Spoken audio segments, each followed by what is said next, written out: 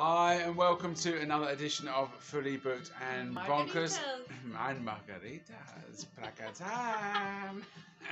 Those of you that are old enough to remember. Placatam. Right, tonight we are going to be talking to, or no, I'm not going to be talking to, Bev is going to be talking to you about Alan Gorevan. Alan Gorevan, is that correct? Yes. Yeah, I believe he's Irish, he's a writer, and over to you. Yeah, that's kind of why I'm interested in him, because he writes books. Okay. And that's what we're here for, to talk about books. Yeah. Alan Gorevan comes from Dublin. I hope I'm pronouncing his name correctly. If not, I do apologise. He is a very prolific writer, or maybe I should say publisher. He's been writing for a long time, so obviously he is prolific at that. But in 2020, he published no less than 7 pieces of work. 3 whole novels, 3 novellas, and 1 collection of short stories, and that's quite an achievement. Boom. Yeah. Boom. Boom. Boom, boom, boom. Shake the room. I should do. I'll just give these out. Anyway, Anyway. I have read, quite recently, I have read 1 novel and 1 novella, and both of which I highly recommend. Absolutely love them both, and will, on the back of those, certainly read probably everything else that he has written and will write in the future. Okay. And the first one that I read was The Kindness of Psychopaths. I don't know if you can see that. It's not, obviously I bought it and had it downloaded onto my Kindle app, so the photo's pretty crap. But it says beyond good and evil, beyond right and wrong. The Kindness of Psychopaths by Alan Gorevan. And I liked the idea that a psychopath could be kind. It's not a usual personality trait that you associate with psychopaths, but there you go. And the book starts off with a woman, Valentina. She's a young, vibrant woman, and she's at home alone. And within a few pages, she's gone. She completely disappears. She was taken from her home by force, and we know that because there are some gruesome clues in the garden. And the book is sort of driven by 2 main characters. One is Barry, who is Valentina's husband. He's a fitness instructor with a dodgy brother.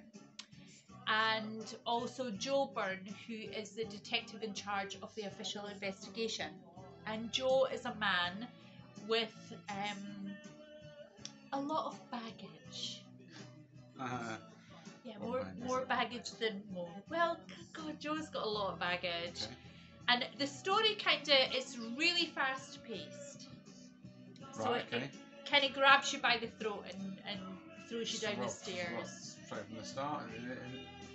Is it short, punchy chapters, or is it big, long? Yes, very, very short chapters. Some of them are only a page or 2 long, so you could read it on the bus, really, on your way to work, really, or anywhere, on your way to the pub. In the pub, why not? In the pub. Anyway. Have you eaten the chocolates? I've eaten some of them. Only 1. After 8. They're very nice. Anyway, tell us There was more. only 6, and there are now 2. So you could say that I've had 4, and there's 2 there for you, but you were too busy giving it that a minute ago, and now you're interested in after reads. No, I'm interested. If you're no fast, you're last. All right, okay. So it's a really fast paced story, and it very, very quickly spirals out of control for Joe in particular. There's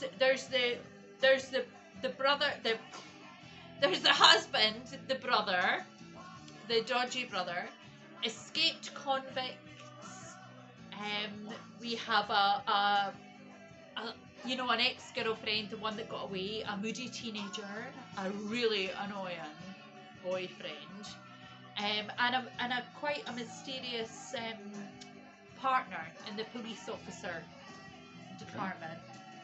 And they all kind of conspire to not only derail the investigation, but Joe's entire life. And the poor man gets himself into so many scrapes, and towards the end of the book, I'm getting to the stage where I'm thinking, how is this guy going to walk away from this? Not only with his job, but even his life. How can he get out of this situation?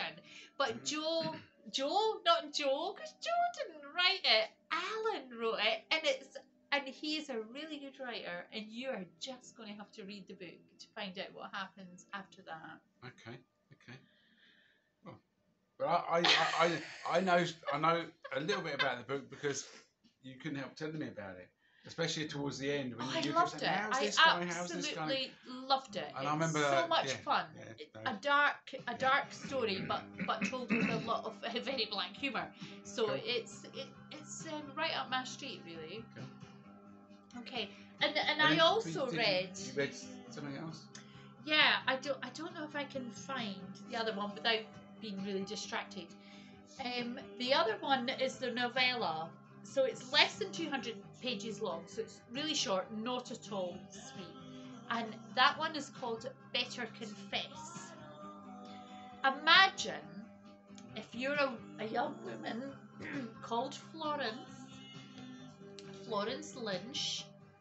You're a bit of a spoiled brat and you're like really high maintenance. And anyway, you're going about your business of an evening and you discover that your boyfriend, Simon, your boyfriend, you find out that he's cheating on you. You go home and you get absolutely blasted. Blutered, blasted, pished off your trolley, and you go online and, things happen. And then you go to sleep, and when you're waking up in the morning, you find out that you've actually taken a contract out on your boyfriend. And this is the beginning of Better Confess. And it is even faster, if that's possible, than The Kindness of Psychopaths. Okay. And it doesn't just grab you by the throat and drag you down the stairs and kick you out in the street. It kicks your arse all the way through Dublin, out the other side, and on to a place called Claremorris, which is in the Irish countryside. And it looks like a very nice place indeed, and not at all the setting for the stramash that happens towards the end of this book. Stramash? Yeah. So it all kicks off? Yeah, it really kicks off. It's like a boisterousness. Yeah. A stramash. Wow. Okay. And again, there's a lot of really colourful characters, not just Florence, obviously, and Simon. And there's the reason that I started being attracted to reading Better Confess was because people that I know on Twitter were talking about it, and they were sharing memes that reminded them of this book. And one of them was a meme of Courtney Cox backing into a fridge to cool herself down. And I thought, well, what's all this about? Yeah, what's going on here? I want to know what it was. And it's all to do with one of the characters in the book, a lady called Kim. And Kim's a very gallus lady. Gallus? Aye, a very bold. Yes, bold. bold. Okay. Yeah. She's a bold individual, Okay. but she's also very warm, and she goes to her fridge and she cools herself down. So I've got the link between the meme and the book. But the book is amazing, and Kim in particular is a fantastic character and inspired me to think of her in terms of Kimagery, so images featuring Kim. Right. I absolutely adored her, and she made me want to be the kind of gal that carries a hand grenade in my handbag, just in case I need an explosive exit, or maybe to cover up something that's going on or whatever. Yeah, I seem to remember this one because did I not interrupt your reading of it so much to the fact that we should talk to each other in the evening and engage from time to time, and I sort of interrupted you reading. Yeah, I would not have put Better Confess down had Ian not kind of expected me to engage with him of an evening and maybe eat and maybe like help take the dogs out and stuff like that. I would have just, once I started reading it, I would have just carried on until the end. It's that kind of book. I thoroughly enjoyed it. Again, it goes to dark places, but it's also very, very funny. And I took away 2 valuable lessons from reading Better Confess. The first one was never, ever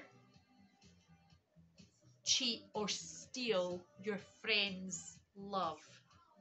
You know, boyfriend, girlfriend, whatever, that is a real no-no. Never, ever do that, because somewhere down the line, that's going to come back and bite you on the arse. The second thing is that almost any bad situation can be resolved with a squirt of Chanel perfume. And I totally agree with that. Who knew?